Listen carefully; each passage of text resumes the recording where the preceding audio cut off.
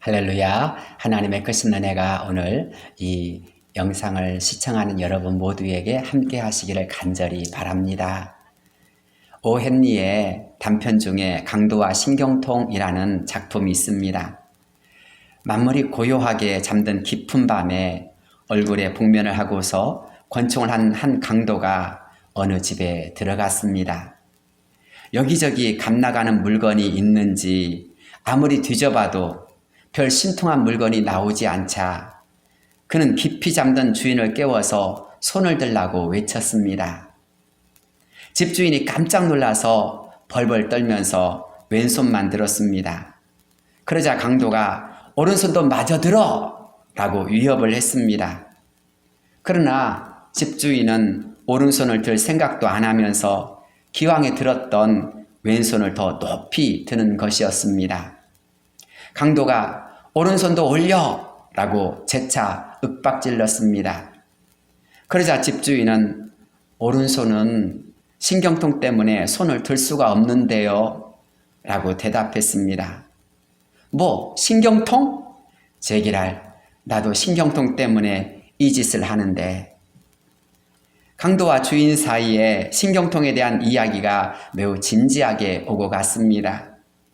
신경통에는 무슨 약이 좋다느니, 어떤 치료법이 효과가 있다느니, 밤이 가는 줄 모르고 그들은 이야기를 나누다가 새벽녘에 헤어졌습니다.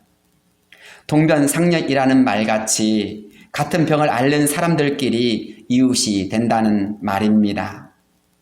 권총을 들이대고 돈을 요구하던 강도와 총구 앞에서 벌벌 떨던 주인이 다정한 친구 사이가 되었던 것은 신경통이라는 병을 앓고 있었기 때문입니다.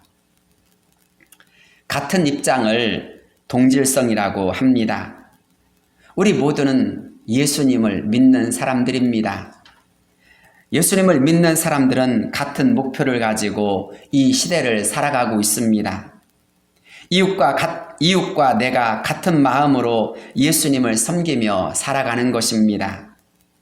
예수님의 사랑 안에서 우리 모두는 하나가 될 수 있어야 하고 또 하나가 되어야 합니다. 하지만 요즘 코로나19로 인하여서 일어나는 크고 작은 일들을 보면 너무나 안타까운 일들이 많이 발생하고 있습니다. 시민 의식이 빠져버린 신앙생활로 인하여서 세상 사람들은 교회와 성도를 향해 손가락질하고 있습니다. 예수님 믿는 사람들도 이 시대를 살아갑니다. 세상 사람들도 이 시대에 살면서 코로나19에 대한 두려움과 무서움을 가지고 있습니다. 아니, 그들도 정부 당국이 최선을 다해서 방역을 위해 힘쓰는 것을 보면서 협력하고 있습니다. 하지만 어느 순간 기독교인들이 자기들만 알거나 때로 자기들의 생활에만 집착한 나머지 시민들의 모든 것을 좀 더 이해하고 함께 해주지 못함으로 인하여서 결국 자기들만의 신앙생활을 하는 이기적인 사람이 되어가고 있습니다. 같은 마음, 같은 뜻을 품는 것이 너무나 중요한 것입니다. 어느 날 예수님께서 갈릴리 어느 집에 계셨을 때입니다. 수많은 무리들이 예수님을 보려고 그 집으로 몰려들었습니다. 그때에 한 중풍병자를 사람들이 침상째 메고 와서 예수님 앞에 들여놓고자 했지만 더 이상 무리 때문에 메고 들어갈 수가 없었습니다. 그때 그들은 지붕으로 올라갔습니다. 그리고 기와를 벗기고 병자를 침상채 무리 가운데로 예수 앞에 달아 내렸습니다. 그때 성경을 보면 예수님께서 그들의 믿음을 보시고 중풍병자의 죄를 사하시며 그를 깨끗게 고쳐주신 사건이 일어났습니다. 분명 예수님께서 보신 것은 그들의 믿음이었습니다. 바로 이 중풍병자를 어떻게 하든지 살리겠다고 하는 그들의 믿음이 바로 이 병자를 주님의 은혜로 이끄는 놀라운 역사가 일어난 것입니다. 한 사람이라도 그때 서로 다른 마음을 가지게 되었다면, 또 다른 말을 하게 되었더라면 그들은 예수님께로 나아가지도 못했고, 또 다른 사람들이 뭔가 이의를 제기하거나 손가락질하며 고함을 질렀을 때 그들은 그 일을 중단할 수밖에 없었을 것입니다. 하지만 그들은 같은 마음을 가지고 같은 뜻을 가지고 예수님께로 나아갔습니다. 그들의 마음은 딱 한 가지였습니다. 중풍병자를 어떻게 하든지 예수님께로 데리고 가야겠다라는 것이었습니다. 많은 무리가 있을지라도, 또 때로는 도저히 길이 없을지라도 그들은 포기하지 않았습니다. 그들에게는 어찌하든지 이 중풍병자를 치료하고자 살리겠다라고 하는 의지가 있었습니다. 중풍병자에게 있어서 그들은 친구였고 같은 마음을 나누는 사랑하는 사람들이었습니다. 아니, 그 친구들 역시도 그렇게 하기까지 이 중풍병자를 포기하지 않았던 것입니다. 사랑하는 여러분, 혹시 우리는 누군가를 포기하고 있지는 않습니까? 혹시 그와 뜻을 달리하거나, 때로는 생각을 달리하거나, 목적을 달리하거나, 행동을 달리함으로 인하여서 내 마음에서 그를 지워버리고 있지는 않습니까?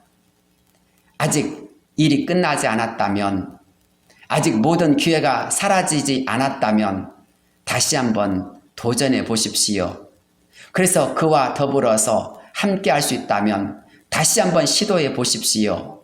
마음을 열고 손을 내밀며 때로는 이해하며 용서하며 다시 한번 마음을 나눌 수 있는 자가 되었으면 좋겠습니다. 어느 날 사도 바울이 예수님을 믿기 전 예루살렘에서부터 공문을 받아가지고 다메섹에 왔습니다. 다메섹에 있는 예수님 믿는 사람들을 끌어가고자 했던 것입니다. 많은 사람들은 사울이 온다는 말을 듣자 두려워서 도망치거나 숨어버렸습니다. 그런데 의기양양하게 다메섹으로 오던 사울이 도중에 예수님을 만났습니다. 예수님을 통해서 그는 변화를 받았습니다. 죽은 줄로만 알았던 예수님은 살아계셨고, 죄인이라고 생각했던 예수님은 하나님의 아들이심을 그는 깨달았습니다. 그리고 그는 다메섹 도상에서 예수님을 만나고 변화받았습니다. 안타까운 것은 그는 앞을 보지 못하게 되었습니다.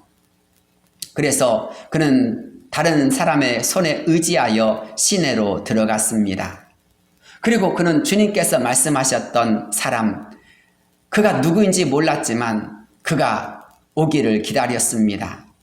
그때 주님은 아나니아라는 제자를 부르시고 그에게 사울에게 가서 기도해 주라고 하였습니다. 아나니아는 그가 얼마나 무서운 사람인지, 그가 이 다메섹에 무엇 때문에 왔는지 잘 알고 있었습니다. 하지만 주님의 말씀을 듣자 그는 곧 순종하여서 사울이 있는 집으로 들어갔습니다. 그리고 그를 향하여 형제 사울아, 주께서 길에서 보였던 그 주님이 나를 너에게 보내어 너에게 기도하게 하고 또 너로 하여금 보게 하신다라고 하면서 간절히 그를 위해 기도해 주었습니다. 사울은 교회를 잔멸하던 사람이었습니다. 성도를 어렵게 했던 사람이었습니다. 교회를 핍박했던 사람이었습니다. 하지만 아나니아는 그를 형제라고 불렀습니다. 진심으로 그를 위해 기도해 주며 그를 사랑해 주었습니다. 그것이 바로 사도 바울로 하여금 놀라운 예수 그리스도를 믿는 사람의 특징을 깨닫게 하는 힘이 되었습니다. 사랑하는 여러분, 사도 바울에게 있어서 일생 잊을 수 없었던 아나니아는 사울에게 있어서 형제가 되었습니다. 그리고 사도 바울은 가는 곳곳마다 그 일을 증거하였습니다. 그리고 그 일을 성경책에 기록하기도 하였습니다. 원수라고 생각되었던 사람입니다. 교회를 핍박했던 사람입니다. 아니, 이 다메섹에 온 이유조차 그는 바로 예수님 믿는 사람들을 잡아가기 위한 사람이었습니다. 그러나 예수님의 말씀에 따라서 아나니아는 사울을 볼 때, 그리고 사울을 부를 때 형제라 불렀고 형제로 보았고 형제로 대우하였습니다. 그의 그러한 마음이 얼어붙었던 사울의 마음을 녹입니다. 교회에 대한 그림이 없었고 예수님 믿는 사람에 대한 그림이 없었던 사울의 마음 속에 아나니아의 그 행동은, 그 섬김은 놀랍게도 그로 하여금 교회 공동체가 어떤 공동체가 되어야 하는지를 알게 해 주었습니다. 우리의 가정에도, 우리의 직장에도, 우리의 사회에도 지금 가장 필요한 것은 서로 같은 뜻, 같은 마음을 가지고 서로 하나 되는 것입니다. 같은 마음을 갖고 서로 하나 되기 위해서는 우리 모두가 무언가 내려놓을 것이 필요합니다. 나의 고집을, 나의 아집을, 나의 교만을 내려놓아야 합니다. 그리고 우리는 주 안에서 주님이 사랑하시는 그 사랑으로, 주님이 우리에게 주신 그 은혜 가운데서 우리도 사랑을 베풀며 진심으로 하나 될 수 있어야 합니다. 주님이 나를 향하여서 사랑하는 내 아들아, 사랑하는 내 딸아라고 불러주심으로 우리 모두가 주 안에서 한 형제요 자매가 되었다면 우리 모두는 진심으로 형제로서 대우해야 하고 인정해야 되고 받아들여야 하는 것입니다. 하지만 우리 모두는 그렇지 못할 때가 너무나 많이 있습니다.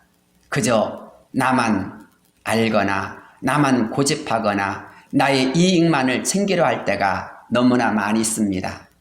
내 이익을 위해서 누군가를 이용하려고 한다면, 내 모든 것을 위해서 다른 사람을 끊임없이 어렵게 한다면 우린 진정한 형제가 될 수 없습니다. 진정으로 하나가 될 수가 없습니다. 마음을 불편하게 합니다. 관계를 어렵게 합니다. 지금이야말로 우리는 그리스도인됨을 다시 한번 생각해 볼 때입니다. 오늘 또 내 주변에 있는 사람들을 주님이 보시는 눈으로, 주님이 생각하는 그 사람으로 우리 함께 생각함으로 말미암아 우리 안에 그리스도의 향기가, 그리스도의 사랑이 더욱 넘쳐난 역사가 이루어지기를 바랍니다. 기도하겠습니다. 거룩하시고 내려오신 하나님, 오늘 또 새 하루를 시작합니다. 이 하루가 주님과 함께 걷게 하시옵소서. 내가 만나는 사람들을 진심으로 사랑하며 이해하며 하나 되는 역사가 이루어지게 하여 주옵소서. 그가 아파하는 것을 보면서, 그가 힘든 것을 보면서, 그가 고통하는 것을 보면서 그들의 모든 아픔을 외면하지 않게 하여 주옵시고 진심으로 손을 내밀며 하나 되는 역사가 이루어지게 하여 주옵소서. 아니, 내가 힘들고 어려웠던 때 주님께서 나를 위해서 사랑해 주시며 이끌어 주시며, 아니 나를 위해서 그 누군가가 쉬지 않고 기도하며 격려하며 사랑했던 것을 인하여서 우리도 주님의 사랑으로 힘써 사랑하며 주님의 은혜를 베풀 수 있는 역사가 이루어지게 하여 주옵소서. 주님, 우리를 도와 주옵소서. 우리를 인도해 주옵소서. 그래서 오늘 우리가 만나야 할 사람들, 우리가 친절을 베풀며 용서를 베풀며 또 관용을 베풀어야 할 사람들을 정말 깨달아 알게 하여 주시고 그들과 하나 되는 역사가 이루어지게 하옵소서. 나의 이익과 나의 생각과 나의 모든 것에 모든 사람을 다 이끌어 가려고 하지 말게 하시고 내가 먼저 들어주는 사람, 내가 먼저 손 내밀어주는 사람이 되어서 그 누군가에게 나도 친구가 되게 하여 주옵소서. 예수님의 이름으로 간절히 기도드리옵나이다. 아멘.